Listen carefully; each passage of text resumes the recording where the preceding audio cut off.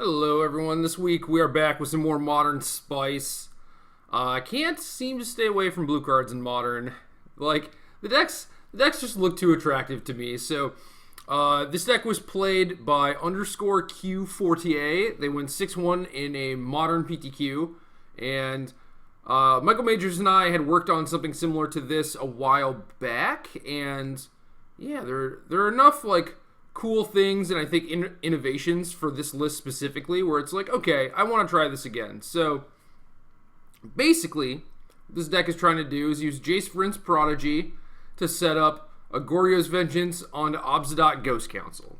And when you Goryo's Vengeance and Obsidian, obviously it's way less impressive than a Griselbrand, but the Obsidian actually gets to stick around, so that's pretty cool. And not a lot of decks can actually beat Obsidian, and I think with Fatal Push now being a pretty big part of the format, that having a 5 casting cost threat, assuming you don't have to jump through too many hoops to put it into play, like this might qualify as too many hoops, but Obsidian is super powerful, is very, very difficult to remove, and it gives you the nice life buffer that a lot of these blue decks really need. So like, the burn matchup, any sort of aggressive deck, like those decks get a lot easier once you actually start getting to like gain 4 life per game. So that aspect of it is definitely very good.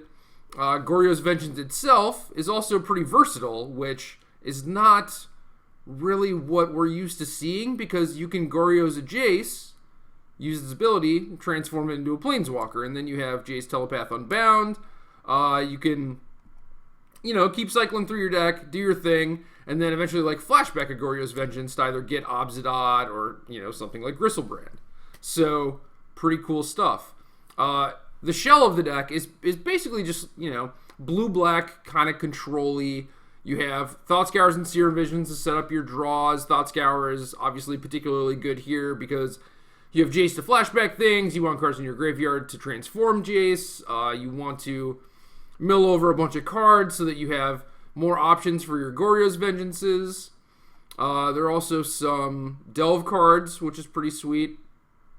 I have 4 Thoughtseize, 2 Inquisition, which is a split that you don't normally see unless we're talking about like a Death Shadow deck, right? So 4 Thoughtseize I think is pretty aggressive, but I don't know. Like the scary cards in Modern very much are the expensive ones, especially for a deck like this, where you might be weaker to something like a Karn or Primeval Titan, like those big cards. So I think this deck will probably do a pretty good job of staying alive in the first 4 turns or so.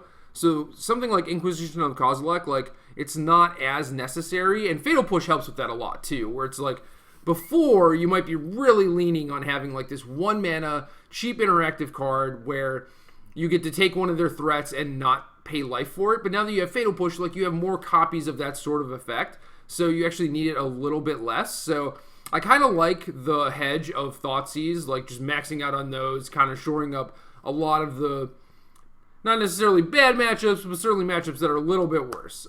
So yeah, Fatal Push kind of changes things for the better. Fatal Push is also just like the big upgrade to this deck, whereas before it was like, all right, well, we want to be blue and black because we want Jason Goryo's Vengeance. We want Obsidian in our deck, but do we need to hardcast it? Like, is that a thing? And I think it is. Like, I think this deck is actually going to do it a reasonable amount of the time. And before, it was like, okay, well, maybe we play Jace Goryo's Vengeance, but we need a 1-mana removal spell, so we could play Path, but like maybe white is not that exciting, so maybe we play Grixis with Obsidian, and just, that's not great because there are games where you actually could just cast Obsidian. So lets you stay into Esper, lets you not have to like path something on turn 1, like a Goblin Guide or whatever, Tarmogoyf. And yeah, Fatal Push just gives you like a really good way to play a control game with Jace Vryn's Prodigy, which is pretty impressive and definitely a very helpful aspect for decks like this. Can't necessarily just rely on Fatal Push, so there's also a Go for the Throat, which I think is fine. It's certainly not very exciting, and if you ever play against Affinity with this card in your deck, you're not going to be very happy, but I'm definitely down with this, especially with the Death Shadow deck's kind of shifting over to Grixis a decent amount, so having a thing that kills like a Tasigur or Gurmag Angler is definitely very important. So, milling yourself, discarding cards for value. Lingering Souls seems like a pretty good addition. Not only is this just a win condition, but, you know, it pads your life total, gives you a lot of chump blockers. There are a lot of decks that find it really difficult to beat Lingering Souls, including things like Affinity. So, since you have 4 Lingering Souls, things like Go for the Throat, it's like, yeah, you know, this might be dead against Affinity, but you're kind of like shoring it up in other places because you have 4 souls. So, drawing the 1 Go for the Throat is not the end of the world. 2 Obzdot is generally 1 lighter than I was playing, but they have a Gristlebrand to Goryo's also. So it's basically like they have 3 big threats. I'm not sure if Gristlebrand is better than Obzdot. Like, is it really that bad if we play 3 Obzdots? I don't necessarily think so, but Gristlebrand is certainly the more powerful option. And if either one is probably going to win you the game, then playing a mix seems reasonable. So, like, then you have some Obzdots that you can hardcast, and then you just have, like, the Miser's Gristlebrand for the kind of turbocharged, like, mid to late game. And if you play against something like Tron, like, Obzdot is going to put a very, very fast clock on them, which is really, really good. You know, it certainly helps the matchup. That's basically what you need. But Gristlebrand hits them once, hits them for 7, and then will hopefully give you enough stuff by drawing like 7 or 14 cards that you can continue playing through something like Karn. And even if they're like blowing up stuff or going after your hand or whatever, like you can probably just put in another hasty thing and take out their Planeswalker and, you know, find some way to maneuver around it. And that wouldn't necessarily be possible if you just had an Obzdot. So, yeah, the Gristlebrand seems pretty reasonable to me. We'll see how it ends up in the games that we play, though, because I'm a little skeptical, but it's like, it makes sense.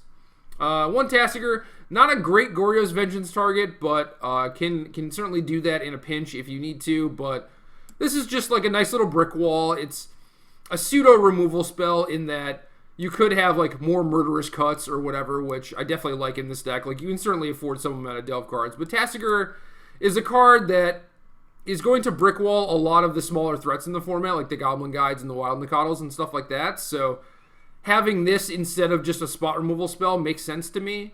There are also just the games where, like, you know, you have 2 fetch lands and a Thought Scour, and you can play this thing on turn 2 and, like, play that game, and then your opponent's like, oh crap, I have to deal with this, and they're like scrambling to try and find a way to actually deal with this, and then in the meantime you're setting up your combo. And then there's a Set Adrift.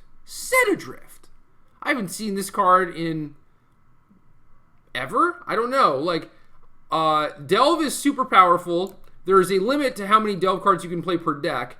I think this is a deck that is going to go through its deck very quickly. So, yeah, 3 Delve cards seems about right to me. There are still some graveyard aspects, right? Like, you have Jace, so you want to keep some stuff in your graveyard to flashback. You have Lingering Souls. You have the fatties that you want to keep hanging around in your graveyard and everything. So, like, you can't necessarily just, like, delve away your entire graveyard, like, every turn, but yeah, having 3 of them seems nice. Like, on like turn 3 or whatever, you're going to be able to cast a Delve card, and then maybe a few turns later, so you don't want to flood on them. And Set Adrift is, yeah, just a card that you can play in your deck, where, especially when you have Thought Scour and ways to flash it back, like, it's good. It just solves a lot of problems, you know? Like, what if you're playing against a deck with Ensnaring Bridge or whatever? It's like, okay, can't beat it, but now you have Set Adrift, and maybe you can. Like, you at least have an out to it. So, Obzdot draining them certainly over 10 turns is kind of an out, but realistically not really. So, the big part of the deck, big innovation, Pieces of the Puzzle. Like, this card does a lot of things, you know? It's like part Divination, part Thought Scour. So, this is basically what this deck wants. Like, you're churning through your deck looking for more copies of your instants and sorceries, and you want to put cards into your graveyard, and especially the ones that aren't the instants or sorceries, like these creatures, you know, put those in the graveyard. So this is really interesting. This might open the doors, like, if this is actually good, this might open the doors to, like, a lot of different decks.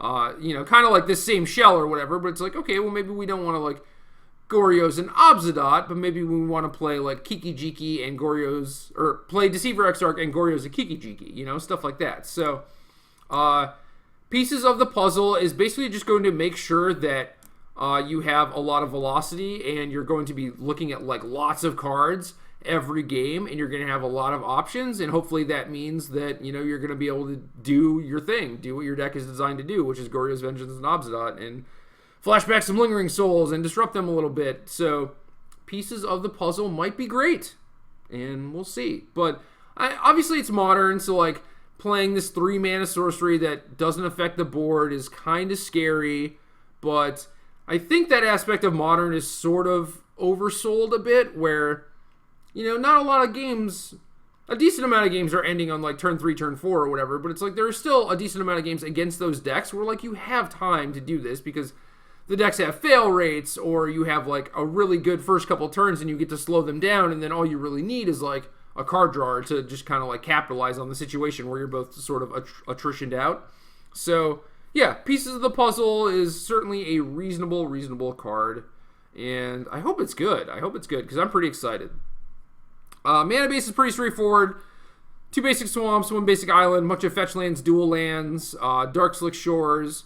Mana base is clearly designed with hardcasting Obsidian in mind. Like there's only the one island that doesn't cast Obsidian, and it's actually perfect because that means that's the one colorless source in the Obsidian. So even if you have to fetch the island or you draw the island or whatever, like you're still going to be able to cast this thing. And I also wouldn't be surprised if there are games where you cast Griselbrand, but you know, hopefully those are few and far between because you probably should be winning those games. But sideboard has what I would consider to be fairly typical, like blue mid-rangey modern sideboard, where it's like you have some disenchants, you have some extra removal, you have some counter spells, like ways to deal with threats that your deck is not very good at dealing with. So Ceremonious Rejection for things like Karn and that nature. Have Rain of Tears, and I looked at that and I was like, is that a budget option? And I was like, no, just Pieces of the Puzzle, and to a lesser extent Jace for sure, but I think it is mostly Pieces of the Puzzle. So obviously could be Fulminator Mage, but the chip damage from Fulminator, if you choose to keep it around, is, you know, it's less relevant in this deck, I think, because you're basically going to beat them by miles most of the time. Like, there are definitely going to be some games where you just, like, nickel and dime them out with Obsidian, but I think Rain of Tears is a very good choice. 4th Fatal Push, not too surprising. I like 1 Dark Blast, again, fits the theme. Like, this is a card that you can bring in against decks with Noble Hierarch or Affinity and stuff like that, and then you get your Dredge on, and it helps you actually do your game plan. So Collective Brutality is kind of a staple in these blue-black decks at this point. It helps a lot against Burn and other spell-based combo decks, just giving you an additional disruptive element. Miser's Ravenous Trap. Not sure how I feel about this one, because it doesn't work super well with Jace, but then again, like, if you're going to play a different Graveyard Hate card, like Surgical is really the only one that actually works well with Jace, and maybe I'm underselling it. Maybe like just the 4-mana like main phase Ravenous Trap you flashback off Jace is perfectly reasonable, but I don't know. I'm kind of skeptical. So Damnation is pretty great. Just good answer to various creature decks.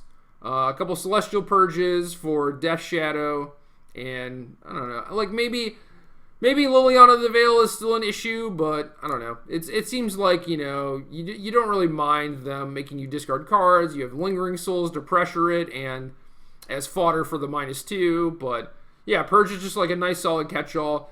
And Fragmentize is another one that I think helps these decks a lot. Like anything that is blue-white X, Fragmentize is going to do a lot of work, especially if you have Snapcaster or Jace Vryn's Prodigy. So I really like the 2 Fragmentizes. I think This is kind of like the Nature's Claim or the Ancient Grudge or whatever. It's like Esper did not have a card like this aside from like Disenchant, and Disenchant is a little too slow because you generally want your sideboard cards to be like these cheap, efficient answers, and Disenchant is a little bit on the clunky side. So it's like, man, I'm not really happy playing 2 of these, but like 2 Fragmentize for 1 mana, it's like, yeah, sign me up. I'm in there. So we can Obsidian some people. It's going to be great.